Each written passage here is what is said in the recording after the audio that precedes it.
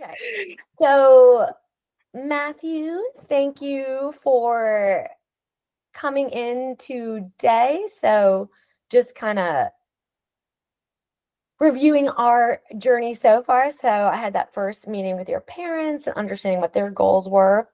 We had our second meeting last week of you and I, and having your parents come in at the end just to kind of try to get on the same page. So, today is our first session of just you and I. And I guess step one, wondering what are your thoughts on the last session that we had and just in general, like being here right now with me. I don't really know. I mean, I Yeah. feel like my mom wants me to be here. Mm. Mm-hmm. Like 0 to 10, how badly do you feel like your mom wants you to be here? The 10's like she so wants you to be here. I don't know, probably a 7. Okay. So she pretty moderately wants you to be here. And like sitting here right now, 10 is like, I'm so excited to be here. 0, like, not at all. Where are you right now in terms of wanting to be here, feeling that this could be valuable for you? I mean, it's fine. Like, you're fine, but I'd say probably about a 3. Okay. Okay. Thank you. Okay. So 3, not really wanting to be here, but at the same time, what you're saying is it's not utterly awful. Like you're not disliking this moment with me in particular, but in terms of your own desire or think it's a good use of time, not super high right now, or maybe ever. We'll see. Yeah, I just don't really know what to talk about. Yeah, of I'm course. anxious a lot, but I don't really know. Like, sometimes it just feels like I'm getting asked a lot of questions. Yeah. In life or like with us? Both. Hmm. How do you feel about questions? It's I kind of mean, like they're I'm fine. asking you a Sometimes I question just about it. I just don't have much to say. Like, Right. sometimes I don't know how to describe it. Right. Oh, this is so helpful. Okay. So let's start with a different way to get at what's going on. Okay. So we're going to talk about, I call it SUDS, subjective unit of distress. But so like I'll just like 0 to 10. I just said 0 to 10. Now I'm going to do the complete opposite direction. But if 10 is like I feel so awful in my body, just awful, and 0 is like no discomfort. Where are you right now? Before you answer, I want you to just kind of take a moment and like actually check with yourself. Like feel your head, your face, your shoulders, stomach, legs, and just like 10 is like I feel super awful. How awful do you feel right now? I would say about a 6. Okay. It's interesting. Do you know why that's interesting? You might not know why I think that's interesting, but do you want to know why? No, why is it interesting? Because I mean, you're still here, so I'm assuming it's uncomfortable in your body to be you, but from the outside, it could look like a 0 or a 1. Like maybe you're sitting drinking a virgin pina colada under a palm tree somewhere. So in terms of where you hold that discomfort, like imagine a cartoon of someone who's like really uncomfortable. I keep going like this. Sorry, you can't see me. So what it in like a cartoon or in a movie, like someone's so uncomfortable, what act out what someone might look like if they're like, oh, I'm so uncomfortable. Hmm. I mean, they'd probably have all their limbs really close to their body. Show me, what would that look like? Well, Okay, like yeah, like I kind of picture like a turtle, like and you're like, whatever. So is there any I guess so where do you keep it? Like if you did that scan, is there somewhere in particular that was feeling uncomfortable? Was your head? Some people might say like my head's just racing so my, much that I can't even, I don't, yeah. my jaw was clenched because it's just awkward talking about myself. Yeah. Okay. So you were able to notice that your jaw is clenched. Okay. Awkward. Yeah. It is awkward. Right. Um, Anywhere else that stands out? How about like thinking wise? Is there some people's brain, it's just more like, I don't know, or sometimes it's more like racing thoughts, like this Hmm. fear, I don't know why I'm even here. Sometimes it goes numb, but right now I'm thinking about how we have 53 minutes to spend. Yeah, that's so helpful. By the way, we've already spent like 6 minutes, and sometimes I like to get a water. Probably have like 47, maybe. So, okay, so it just feels like this dragging on of like, what are we going to talk about? What are we going to do? Does that make you feel more uncomfortable? This like unknown uncertainty. I'm just like in this room with this person. I don't know for 47 more minutes. Does that, Yeah, I would okay. say yeah. And does that feel familiar? Do you ever have that with people? Like, what are we going to talk about? It could be specific to this, but it also could be something maybe in other parts of your life. Like, what are we going to talk about? Like, this is weird. I Wait, don't, maybe when my parents ask me questions about how I'm feeling and I don't really want to talk to them about it. yeah, yeah. Okay, okay. So,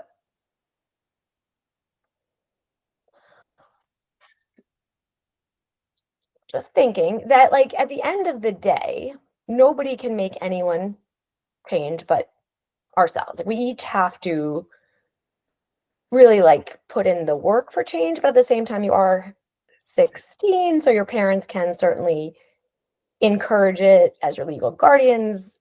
Set this up, they're worried about you. So, um, but really, like, we're gonna need it's gonna have to matter to you for this to really work anyway. So I'm gonna ask you a question, and I don't know if I utterly have control over the answer, but I'm just curious anyway what you'd say. So if we're fully up to you, your parents had zero control over you being here, you talking to a therapist.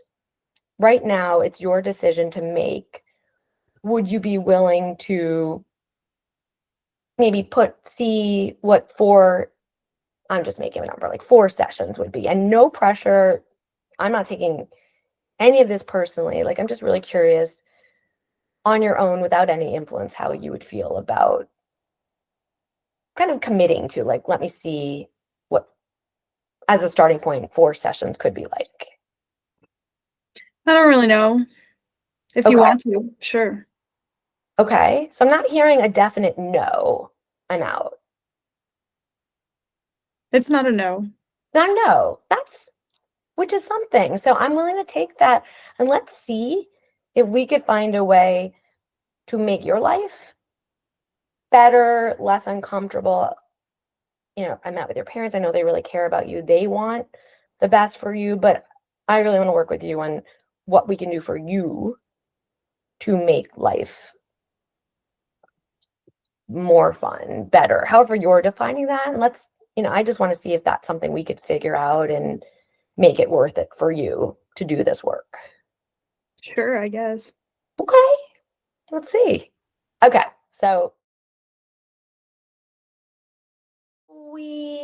any thoughts as a starting place? You're good at that.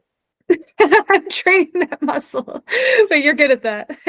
What is the that? Like, and this is an honest question because I don't even know what the that is. That is that is turning the absence of affect into therapy. Wow, I love how you labeled that. That was Yeah. cool. Like, what to do with the open space. Yeah. Yeah. I think it's practice too. And being okay, like sitting in the fact that you might be silent for a little bit of Right. time, you know? Yeah. And like using, like, let's notice what's happening in the here and now. And yeah, because at the end of the day, I think reminding, and then eventually what I would say, if he's so stuck, like, I think that he is uncomfortable, so he might be somebody, he's just overwhelmed and doesn't know what to do. But when there's someone who actually doesn't know they're uncomfortable and they have no intrinsic motivation, little kids, you could still use points. As you're getting older, with a 16-year-old who doesn't actually have any, like, this is just my parents, like, I'm fine, then it's parent coaching. Because in Yeah. ACT, we call it creative hopelessness, or like you have to actually know that thing that you're doing isn't working and is part of the problem. So if someone actually isn't feeling the hopelessness, the discomfort, you have nothing to work with. If they're really little, you could still get them to do things with points, fine. So I think he is someone he's overwhelmed, he's confused, but he probably would want some help if he knew how to access it, versus some Yeah. cases where literally the child adolescent, it's all about the parents that really think the kid should change, but the adolescent doesn't actually want to change in any way. If you don't have something to work with, then it's time for parent change from the outside in kind of thing. Yeah, almost like more of that identification thing first. Yeah. Yeah. Yeah, like of course, like it's confusing. How would you know what it feels like to feel what you're feeling and what that means? And so it's more like psychoeducation, and he's probably spent a lot of time trying to avoid what he's feeling and thinking, and that's the exposure in and of itself, is what does it feel like to feel you, like to feel Yeah. confused.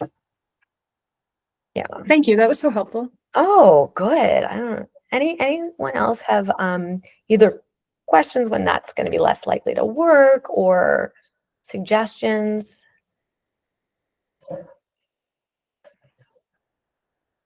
Danielle? So what if it's the opposite? So what if you have a child who shows up and is excited to be there and will do things with you, but then you want to talk to parents and parents are like not receptive and open to changing some of their parenting styles or procedures that they like, things that they do at home, because they're like, well, we're not the problem. The child is the problem. Um, Totally, yeah. fix my child. Fix my Um, child. Fix my fix my child. child. That's the right And label. Good job. Fix my yeah, child syndrome. Yes. yeah, fix my child syndrome. And then like they just are not cooperative. And this isn't a teenager who can mostly take care of themselves. It's like a 10-year-old who needs a lot more support. So um and this is I mean it's hypothetical, but it's not, because I'm meeting with them for the first time today after they switched providers within LOA. Because mom was like, uh I don't no playing games. You can't play games with my child. And Shit.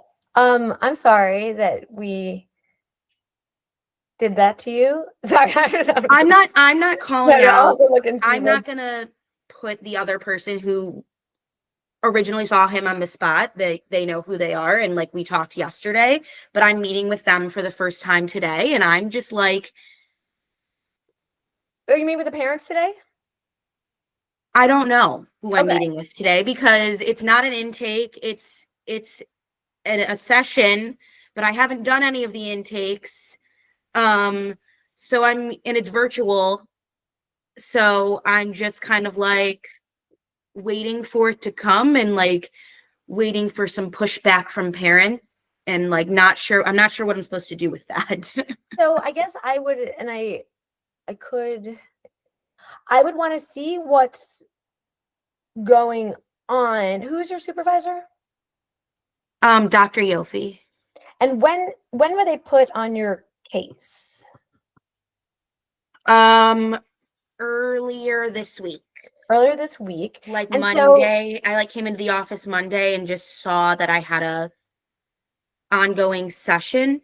okay, because I would just say like a step one would be, should be a parent session to like, let's talk about the, or the possible, is that I don't know that. But like, let's figure out what didn't work for you guys, what could possibly work if that's possible at light on anxiety. So I'm kind of hoping, because sometimes if someone really isn't the right fit for us, we do refer them out. So I'm kind of thinking that it may really have been not the right fit, that like that's fine that you're playing games, but I really do want, like, what is the plan? How do we know we're getting results? I want to believe that this is a somewhat reasonable request, and I have to look for sure. So best case scenario, we're looking it over. And when someone has unreasonable expectations, we don't want to set the next person up for failure. And sometimes there really is a fit where sometimes some people have a little bit more of like this playful energy where it's hard to see that you're making progress. Sometimes it could be like that with me. Like it sometimes it doesn't seem like there's a method to the madness, and it look like, oh, you're just doing blank.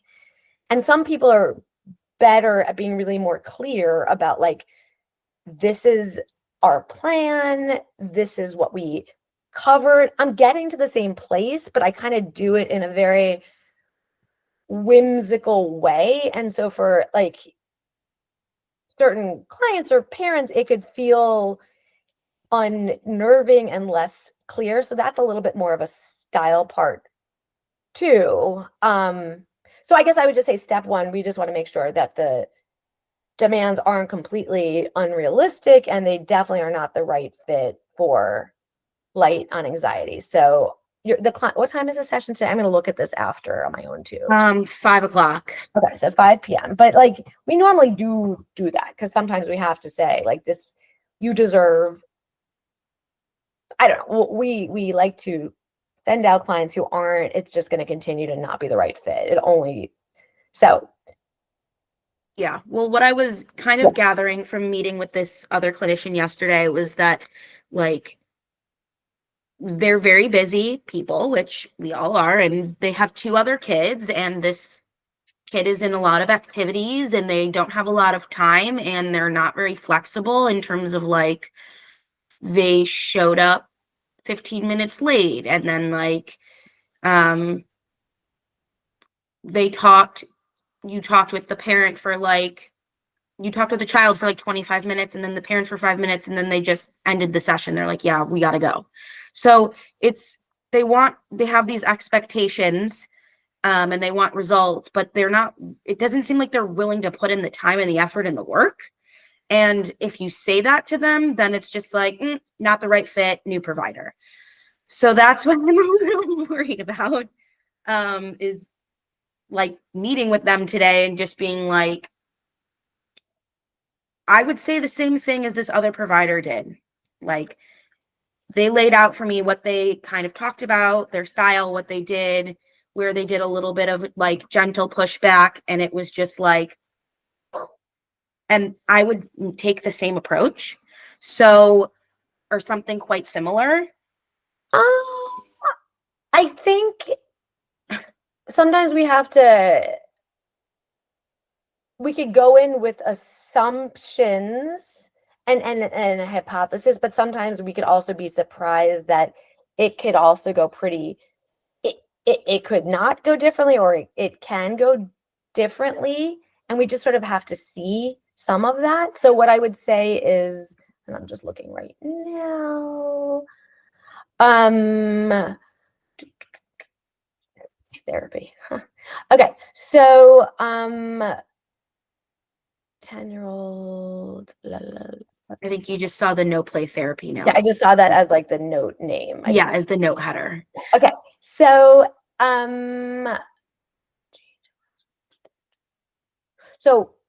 what I would say is, number one, assuming today is, I would meet the child just to see what, like, say the child is since you don't know who's going to be there, and I'm looking here, it's virtual. I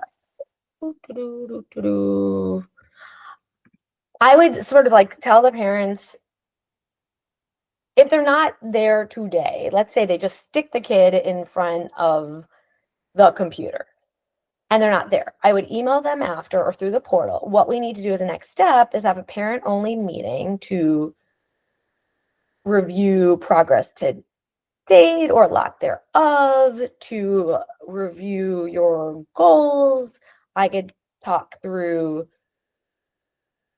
my clinical suggestions, and then we can go from there. And so I think no matter what, you're going to need a parent-only meeting to set the expectation that, and I'll have to look and see, but 10-year-old, depending on if they, like, unless it's a 10-year-old that's like super, let's say, severe OCD, and they're really, really conscientious and overly mature, and they're so uncomfortable, and they're really willing to lead the charge, you're going to be 80% of this effort. So the way we work with children is it's a whole lot of change from the outside in, and then giving a toolbox to the 10-year-old. But most of the support is also going to come from changing the way we respond to different behaviors. And so, like, is this the time right now?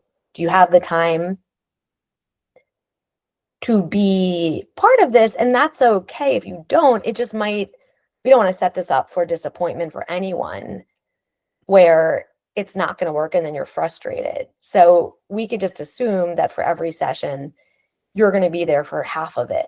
And there's going to be some divide and conquer, either like all of you guys or half and half. And we're going to discuss and review together goals and set up points. But if you guys don't have the bandwidth right now, which isn't something that everyone has, I would say maybe there are other, putting this effort on hold so it doesn't feel so frustrating. Because like 10-year-olds are part of the change, but it's a lot of environmental changes and reactions and accommodations that create for everybody the decrease in stress for the family. So I'd have to look in particular what's going on with this kid. There's the occasional 10-year-old. I've seen the occasional 10-year-old that literally will just go for OCD exposures, and they're so uncomfortable, and like they've learned that no one else is going to do anything for them. It's going to be them, and they want to get to work. So that might be this kind of case. That's like 20%, 15% of, so most of the time they're part of it, but really letting parents know from the start, you're, for each session, plan on being available, and we're going to decide each session if that's like all together, if that's half and half, but we're going to be in this together to see the results you're looking for. And if that feels like too hard a conversation after this intake today, you could also have like your supervisor join you. Like sometimes those are mouthful conversations and they get easier over time because everybody's doing the best they could do and everybody can do better. So this is a good foreshadowing of DBT. It's all about how do we validate, like, you are valid, your concerns are valid, what you're doing is good, you are whole, and there are opportunities to create change in your life. So the DBT model is all about exquisite sensitivity to shame. And there are some people that are much more sensitive to shame, that when a change agenda is pushed, they feel like you're abandoning me, you're rejecting me, and then we just lose them when, even if they're coming to us to change, and they're like, oh, okay, so this is what you could do to change. Oh, you're saying that I'm bad. So sometimes we have to kind of go between those two states of like, what you're doing is really good and valid, and you're here because you're hoping that change is possible. So those kind of conversations with parents who could feel judged, defensive, like sometimes having some support with a supervisor, like getting some practice having those conversations with engaging parents without, I mean, they might still feel judged, but trying to manage some of that is something that sometimes could take a couple of watching someone do as well. So Danny, that's kind of up to you. If after today you want Dr. Iofi, or if she's not available, so, someone else could join you for it or a separate time. I guess I'm just gonna have to play it by ear today and course. see who shows up on the screen and the willingness. Yeah. Today's data gathering. Today's simply data gathering. I wouldn't go in with a plan because you can't have a plan. We're always data gathering a little bit, but I'd say today is like 80% data gathering with what you're working with. Just one last quick question. I feel like I've taken up so much time, but Sorry, I hope this is okay for everyone, but like I think we're all gonna get those fix my kid cases where if only that were possible, I would love someone to fix my kids too, but I realize I do have to be part of it. So it is going to apply to all of us at some point in the case. Yeah, Danny. If it's just the child that shows up on the screen today, what am I supposed to do with him if I can't play any games with him? Like, how am I supposed to get to know him? Like, I'm just supposed to talk to him? Like, what if he doesn't like? Well, It's just 10. because parents say no games doesn't mean, like, a parent could say, like, fly around the room and then do 100 backflips. Like, that doesn't mean I need to do that. So we're not the Four Seasons. We're not like we want to understand what someone's looking for. I think what they're trying to say is we don't want play therapy. We want to feel like there's actually action-oriented progress. And so sometimes people are using bigger words because they don't even know the words to. So I think however you need to engage him, and I would also say like, hey, he's home somewhere because he's 10. So I would hope legally he's not fully alone, that now can I grab your parents? I'd love to check in with them. So don't feel like you can't do whatever you clinically think makes sense. Just because the parents are saying don't play doesn't mean that you're agreeing to that. I mean, I have to read the note, but I don't think we signed a contract that was like, we will only use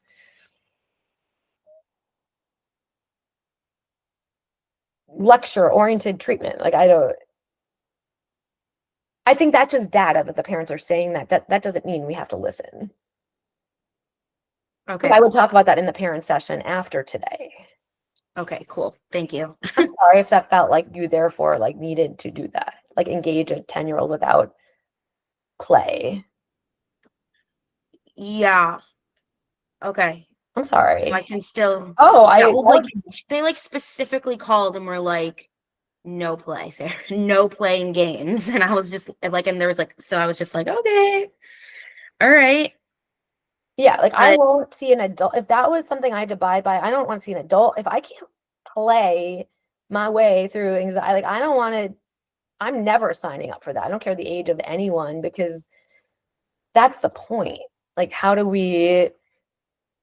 Like here, like this. Oh, you could even talk about like our new workbook, our whole model is like, how do you play your way through anxiety? Like by learning to make contact, to be flexible versus rigid and fight, flight, freeze. Like this is how we teach our brain we can handle it. It's through play, which is the opposite of the sympathetic nervous system. So I just feel bad that you thought that were like marching orders. I mean, it was from them, but not as a clinician. Like you still need to do what makes sense. Okay. Thank you. Sorry for taking up so much time. No. I feel that would be terrible. I would definitely not do that. Are you okay?